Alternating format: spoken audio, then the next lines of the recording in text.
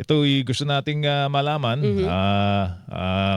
Kunin natin ang pananaw ni Professor Emmanuel Leyco ng Senior Fellow, Center for People Empowerment in Governance. Ekonomista. Professor, magandang umaga. Si Joel Suweng po ito. Magandang umaga po. Magandang umaga po, Sir Joel, Ma'am Weng. Nakabawi tayo, 60-40 kahapon. 60 pesos 40 centavos matapos sumampa sa 61.50, di ba, Weng? 56. 61.56. Ang sinasabing attribution kung bakit nagkaganito ay yung pong announcement Trump. ni Trump na magkakaroon po ng peace deal para mahinto na po yung problema natin sa Middle East crisis. Ito lang ba yon, Professor? O meron pa ibang mga factors kung bakit nakabawi po ang piso laban po sa dolyar? Marami pong ibang factors na binabantayan ng mga currency trader o ng mga bangko sa pagtatalaga kung magkano ang palitan ng piso kontra dolyar. At isa na po, yung outlook natin doon sa katahimikan sa Middle East dahil pagka nagpapatuloy ang gera doon, gumagalaw din po ang presyo ng petrolyo. At pagka tumaas ang presyo ng petrolyo, ang Pilipinas bilang net importer, lalaki na naman po ang ating pangangailangan sa dolyar. Kung kaya po kung merong kahit na bahagyang indikasyon na maaring magkaroon na ng kasunduan ang Iran at ang Amerika, maganda po yan para po sa outlook ng ating pong currency exchange. Maliban po doon sa external factor na yon, ano pa po yung mga dahilan bakit bumabawi ang piso? Tingin nyo ba yung intervention din ng BSP? Meron na ba? Meron po yun. Pwedeng mag-intervene ang BSP. Pero sa ngayon po, ang nakikita ko dito, ang pangunahing factor talaga na nagpababa ng bahagya ay ang peace outlook dito sa Middle East. Oo. Pero marami pa pong factors tayong binabantayan kung paano po magiging ano ang magiging palitan ng piso kontra dolyar. Yan po ay ang patuloy nating importation. Net importer po tayo Pagka masyadong marami tayong ini-import, natural, mas malaking dolyar ang pangangailangan natin. So demand and supply ng piso kontra dolyar, mas malaki po ang ating demand para po sa dolyar para makapag-import tayo ng mga pangangailangan natin sa bansa. Okay. O dahil net importer tayo, laki ng kailangan natin dolyar. Ang mahiwagang tanong, Professor, ay bababa pa ba sa dating level ang halaga po ng piso? Sabi ni Joel, nangangarap ako. Nangangarap po ito itong partner ko, Professor. Kaya ba yun? Marami pong tayong tinitingnan. Unang-una po yung reserve ng ating Bangko Sentral.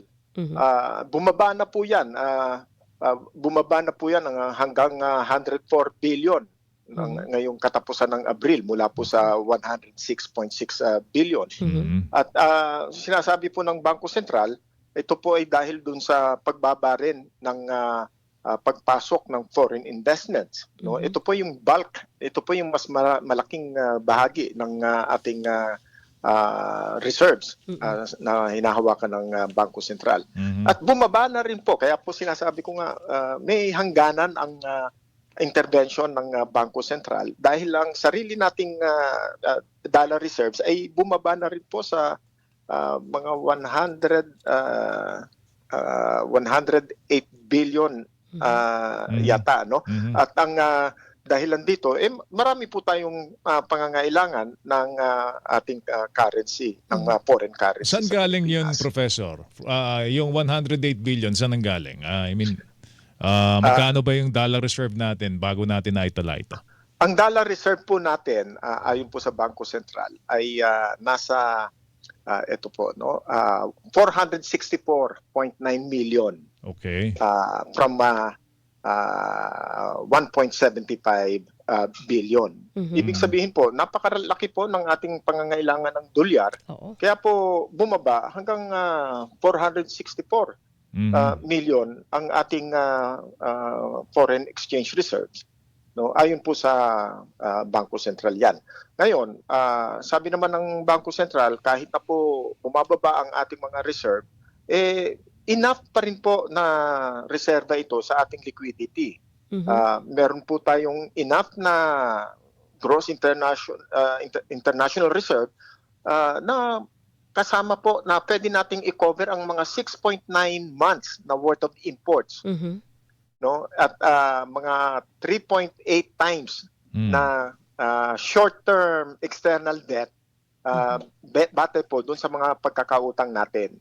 So hindi naman po nababahala pa ang Bangko Sentral sa ngayon, pero nakikita na po natin yung talaga pong magalaw na takbo ng palitan ng piso kontra dolyar. So yung tanong ko, Professor, malabo yon. Na bumaba sa dating level, nasa around 58 yata tayo nung bago bumagsak ito ng gusto eh. Palagay ko po, bate ho doon sa mga nakikita natin, hirapan po tayong ibaba sa 58. Oo.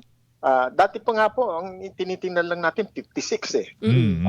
At tapos ang ating psychological benchmark ay wag tayong lumampas ng 58, pero ngayon po lumampas na tayo ng 60, lumampas na tayo ng 61. Tinitingnan na po ang 62. Mahirap po ang lagay natin ngayon dahil ang mga assumptions ng maraming mga negosyante ay nasa mga 58 or 60 pesos kontra dolyar lang. So ngayon, papalit ng mga assumptions ang ating mga negosyante at ganun din po dapat yata ang pamahalaan. I understand meron po silang development committee na magpupulong at i-assess ano po ba yung mga assumptions natin at ano yung outlook natin sa mga susunod na buwan pa. At ang mahirap nito, Professor Joel, ay yung kapag ikaw ay bumubuo na ng budget for 2027. Oo Oo, nga. ang laki ng magiging di- adjustment nito, Professor. I'm sure. At tama po yon, lalong-lalo na po sa inflation. Malayo po yung 7.2% doon sa mismong sabi ng Bangko Sentral na mga 6%. Malayo po yung 7.2%.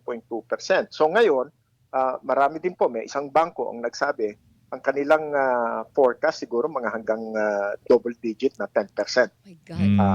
Ngayong Diyos ko. katapusan ng taon. So sa makatuwid, yung 2027 natin will have to be we'll have to reflect kung ano yung mga assumptions natin batay po dun sa mga nangyayari ngayong taon. Pagka ba ganun, Professor, doomsday na ba yon? Ano ba? Kasi may mga sinasabi ang DepDev na, di ba, doomsday Oo. scenario. Hindi, actually, hindi, ito yun eh.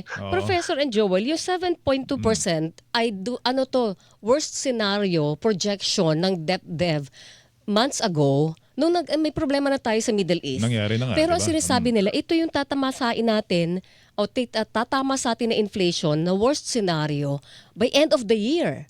Pero nandito pa lang tayo sa Mayo, tumama na to sa atin eh. 7.2 na. So hindi malayo yung double digit Alam po ninyo, inflation.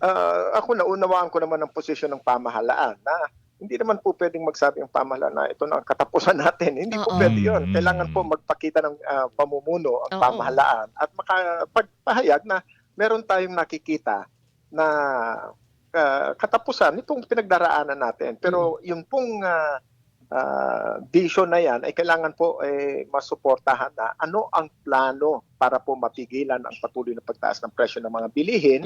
At malawak po ang nawawalan ng trabaho ngayon. Ano po?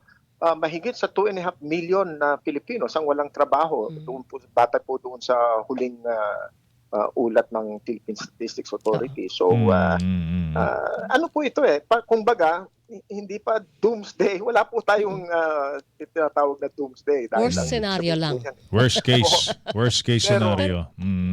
I think ang masasabi po natin ay critical ang ating pinagdaraanan ngayon.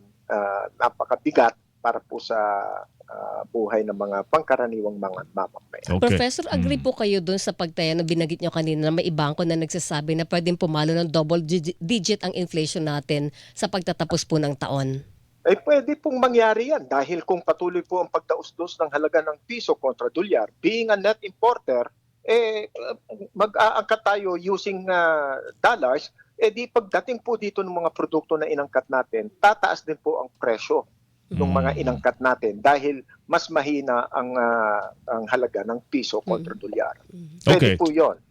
Ito lang, Professor, kasi kanina ang report po sa amin, ang Ibon Foundation, sabi nila nasa stagnationary trajectory ng ating ekonomiya. Nasa stagnation na po tayo. Stagflation, I'm sorry.